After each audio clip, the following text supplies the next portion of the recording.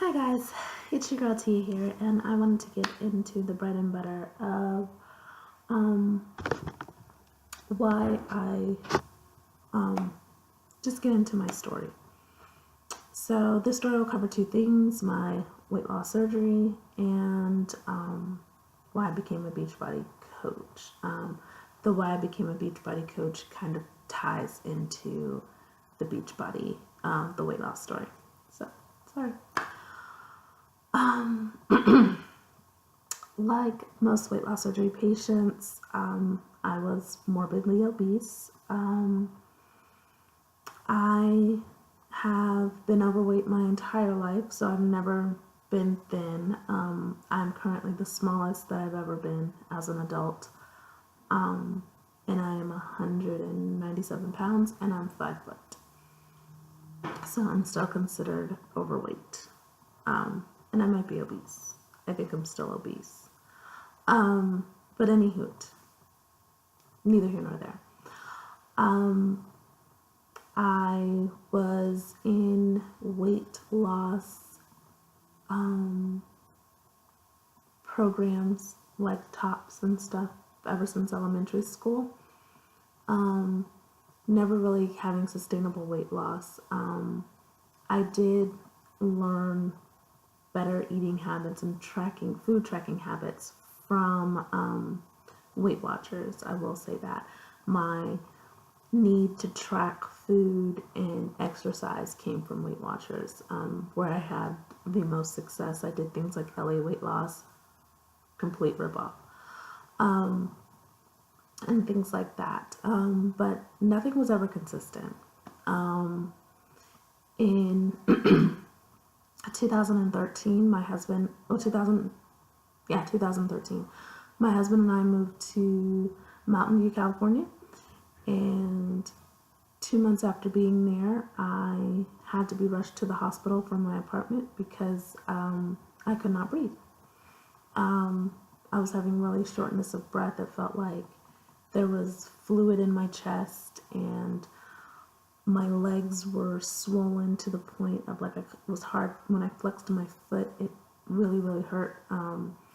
You could like that with my leg, like there was no give. Like it wasn't like that. It was just solid, full of water, full of fluid. So we found out that my heart was operating at 30% of a normal capacity. It was not pumping the way that it should.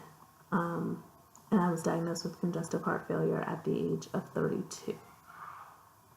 So at 32, my husband made a choice for our family, and I made a choice for myself. I was going to exercise, take my medicines, and do the things I needed to do.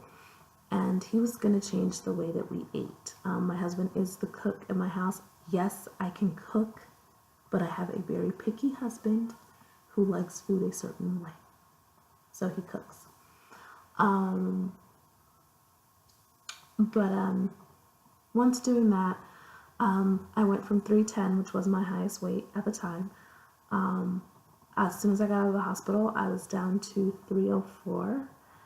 And then over the course of 6-7 months, I lost 30 pounds just by tracking my food, lowering my fluid intake, staying on my meds, and no salt in like any of my food. So we ate at home a lot. So yeah, those few actions changed, and I lost like 30 pounds. So I was down to like 280 something. I was in that range a lot. Then fast forward to February. Actually, it was like in the beginning of February, right? Of 2014. I was in KBC. If you don't know what KBC is, it's Kendra's Beauty Corner, one of the original ones. I was in there and I was talking to the girls, and I'm like, oh my god, my boobs. I was like, what is going on? Like, I was exercising and stuff like that, and I thought maybe I was chafing in my boobies. So, what we did everything. Like, we changed my bras. Me and the girls were coming up with all kinds of things. I had been pregnant before, and I miscarried 2 years prior to that. So it just never crossed my mind that my boobs are the first thing. That's my first sign. Like, the boobs ache.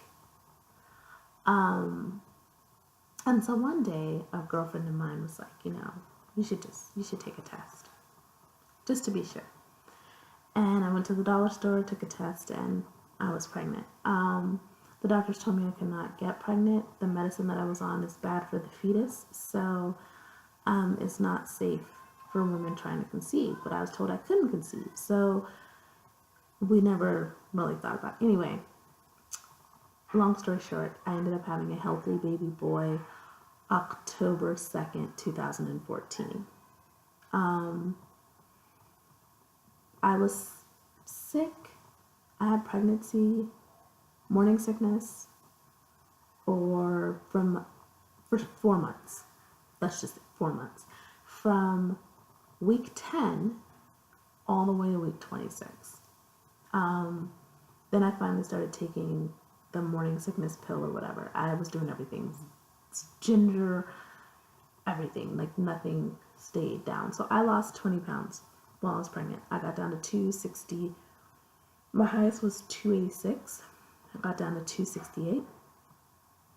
Oh wait, that's not 20 pounds, that's 18 pounds. No, it's not.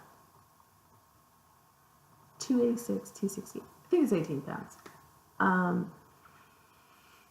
And yeah, I had my son, and in October we moved back to the East Coast in December, just to be close to family, things like that, life changes, blah, blah, blah.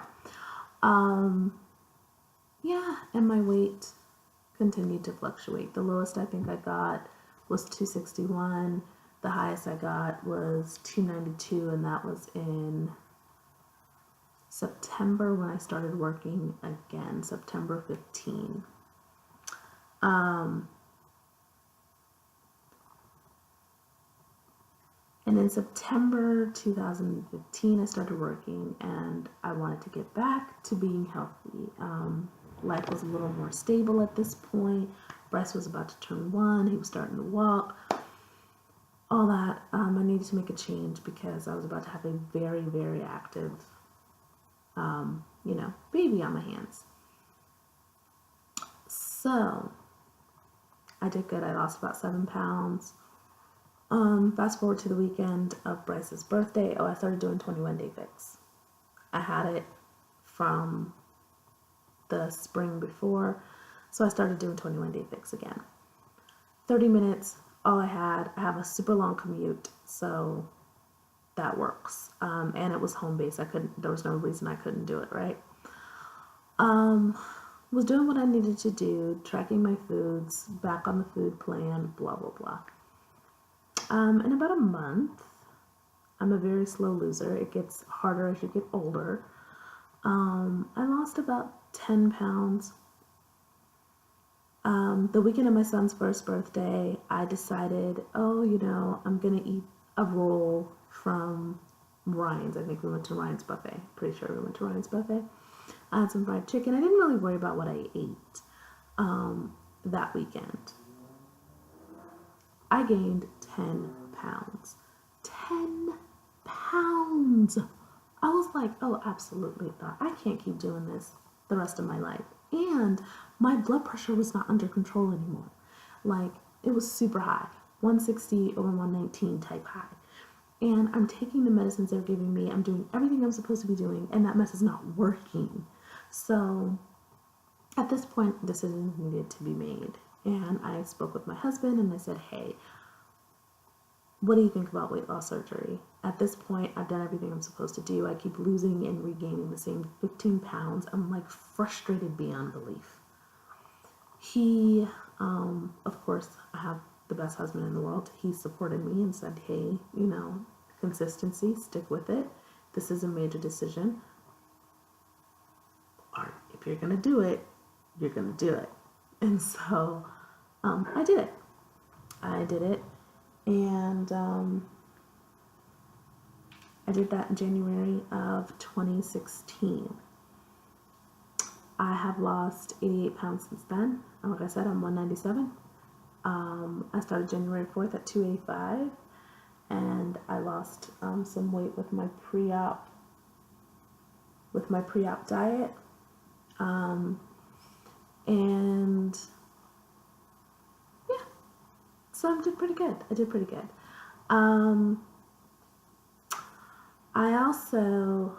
So life happened. We moved in August.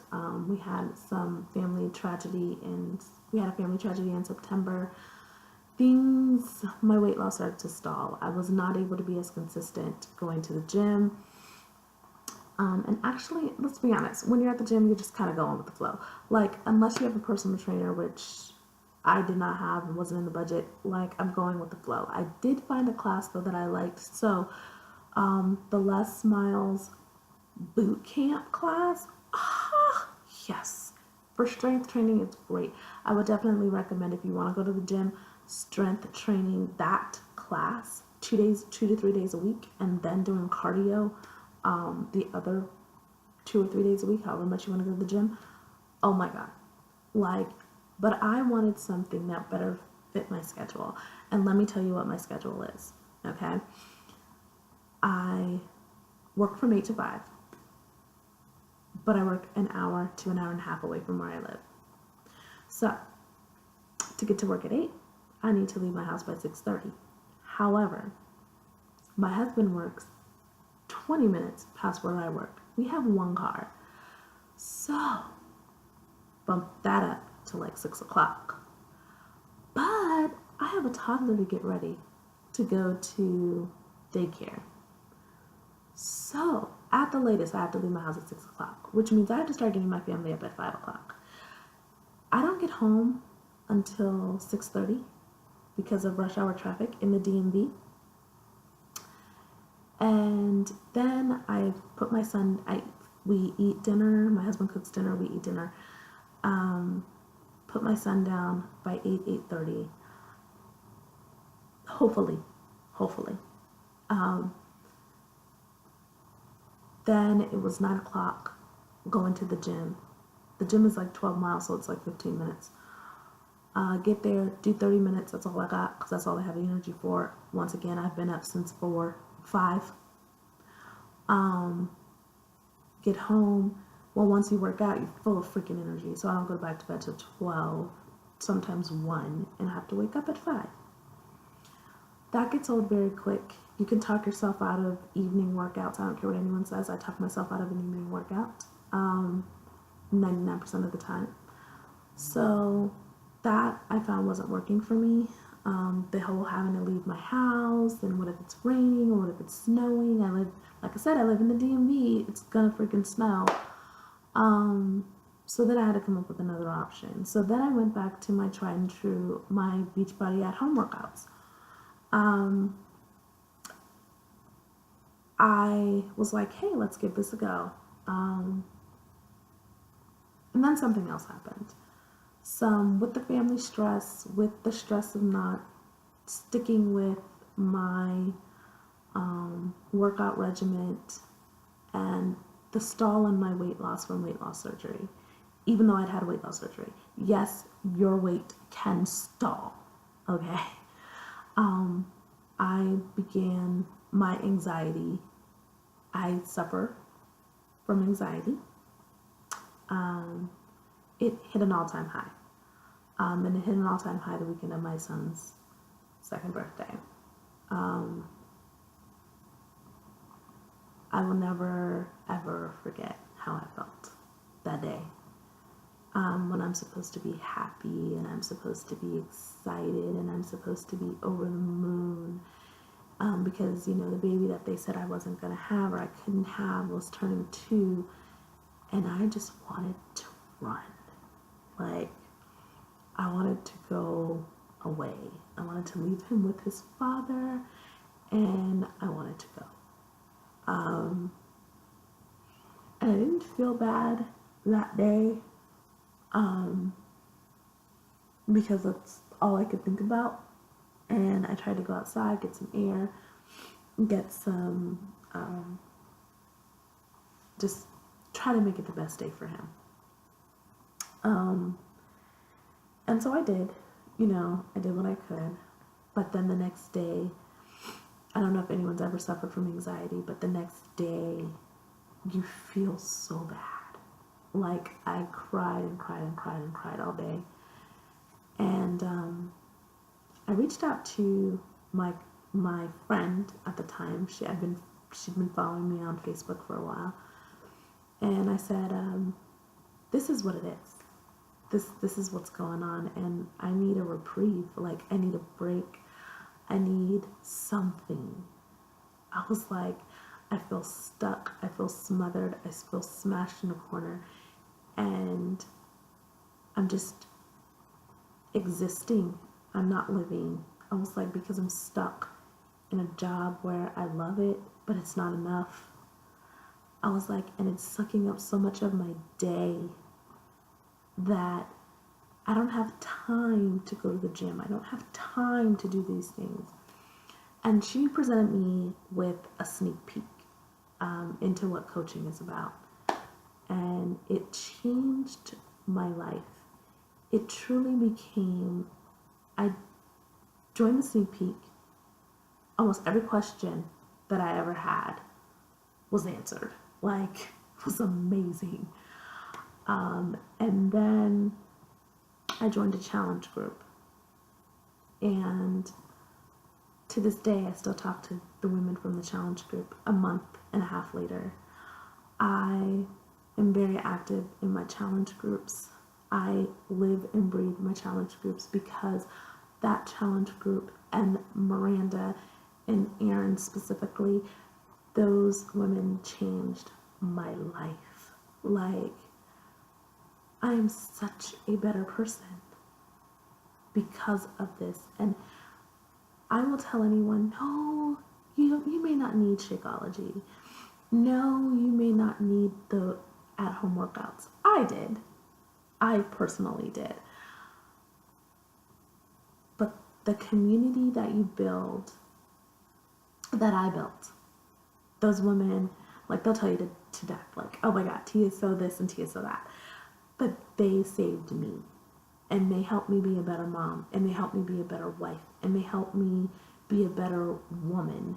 I am so much stronger in who I am and what I believe and what I want. So, I'm here to show you guys the goods, the bads, and the uglies. Because this new career path, this new passion that I have for just helping women who are like me, who we're doing everything we can, and it does not feel like enough still. Like, there's nothing else that I could possibly do, right? I'm doing everything I'm supposed to. Everything is paid. Everything's cut on, thank God. But it still doesn't feel like enough. I'm not being satisfied.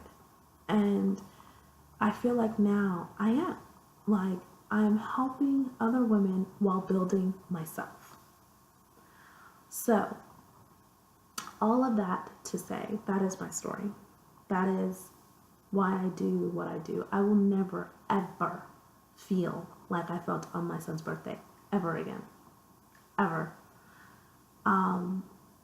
The feeling of not being enough, of not having enough, not being able to provide enough, that will never happen again. So that's my story. You guys will learn, I am a chatty Kathy, for real. So, but I don't want to be on here too long. I knew my story was going to take a long time. But yeah, so if you guys have any questions, comments, concerns, please comment below. Please subscribe. I cannot wait to get back with you with another video. And I will talk to you later. Bye.